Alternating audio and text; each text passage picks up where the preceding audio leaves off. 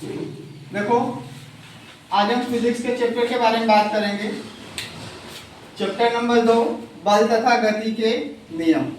बल क्या होता है? बल एक ऐसा कारक होता है जो किसी वस्तु के स्थिति को बदल देने का काम करता है।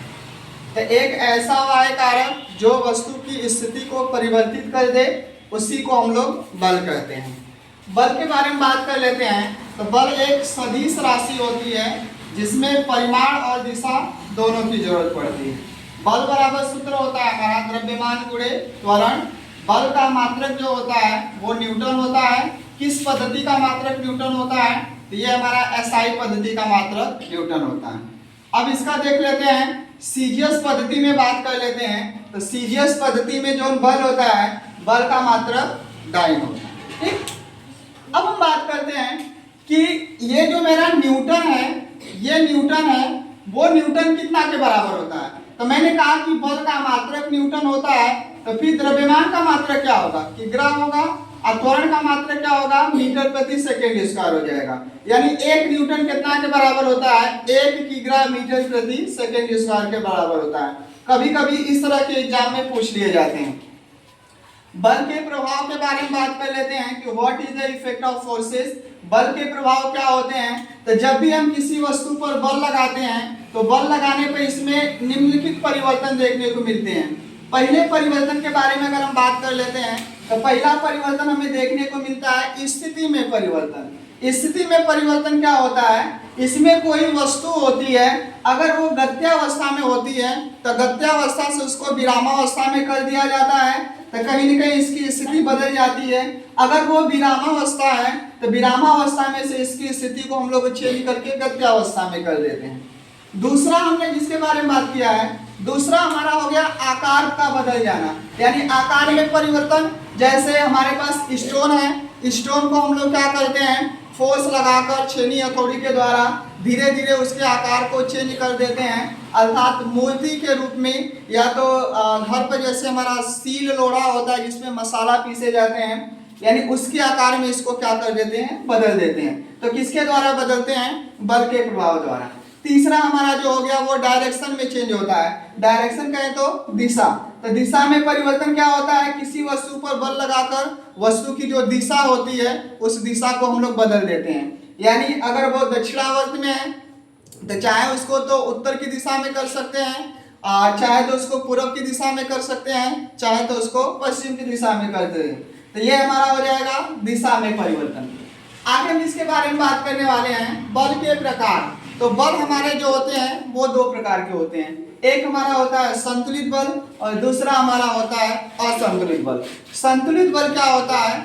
जब किसी वस्तु पर दो या दो से अधिक बल लगाए जाते हैं तो इसमें समस्त बलों का जो परिणामी योग होता है वो जीरो होता है। तो जिसमें समस्त बलों का परिणामी योग जीरो हो, ऐसे बल को हम लोग संतुलित बल कहते हैं। असंतुलित बल क्या होता है? यह एक ऐसा फोर्स होता है जिसमें जब किसी वस्तु पर दो या दो से अधिक बल लगाए जाते हैं तो इसका परिणामी बल शून्य नहीं होता है, तो ऐसे बल को हम लोग असंतुलित बल कहते हैं। गति के नियम के बारे में बात कर लेते हैं। तो न्यूटन नाम के जो वैज्ञानिक थे उन्होंने गति के 3 नियम दिए थे।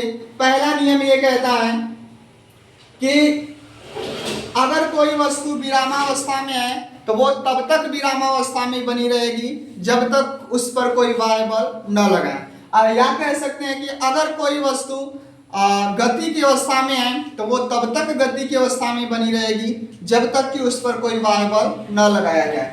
जैसे हमारे पास टेबल पर कोई किताब रखी है तो यह किताब टेबल पर तब तक बनी रहेगी जब तक कि इस पे हम लोग बल लगाकर इसको उठाएं ना। ठीक, अर्थात ये हमारा कौन सा नियम हो जाएगा? पहला नियम हो जाएगा। दूसरा नियम हमारा जो होता है,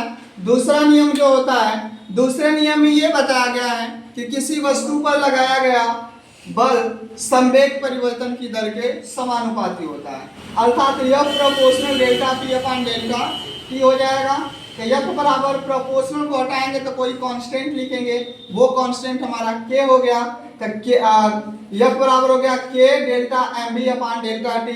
तो F बराबर K M हो गया, ये चला जाएगा तो delta B upon delta T हो जाएगा। और delta V upon delta T हमारा किसके बराबर होता है, एक्सेलरेशन के बराबर होता है, जिसको हम लोग त्वरण कहते हैं। तो F बराबर k ma हो गया। यदि k बराबर 1 मान लें तो F बराबर हमारा क्या हो जाएगा, ma हो जाएगा। ये मेरा न्यूटन का गति विषयक द्वितीय नियम हो गया। तृतीय नियम के बारे में बात कर लेते हैं कि तृतीय नियम क्या होता है। तो इस तृतीय नियम को एक और नाम होता है जिसको हम लोग क्रिया प्रतिक्रिया नियम भी कहते हैं। क्या कहेंगे, क्रिया प्रतिक्रिया नियम भी कहते हैं। क्रिया प्रतिक्रिया नियम का मतलब क्या होता है, जब भी हम किसी वस्तु पर बल लगाते हैं तो वह वस्तु उतना ही बल हमसे विपरीत दिशा में लगाती है। तो ऐसे बल को हम लोग या ऐसे नियम को हम लोग क्रिया प्रतिक्रिया नियम के नाम से जानते हैं। जैसे अगर हम किसी वस्तु पर F फोर्स लगा रहे हैं तो वह वस्तु उतना ही फोर्स हमसे विपरीत लगाएगी तो माइनस F हो जाएगा, यानी F बराबर माइनस F। ये मेरा कौन सा हो जाएगा, न्यूटन का गति विषयक तृतीय नियम। उसके बाद हम लोग बात कर लेते हैं इनर्शिया क्या होता है, जड़त्व क्या होता है। तो जड़त्व क्या होता है, कोई भी वस्तु स्वयं के अंदर होने वाले परिवर्तन का विरोध करे, उसकी को हम लोग क्या कहेंगे, जड़त्व कहेंगे।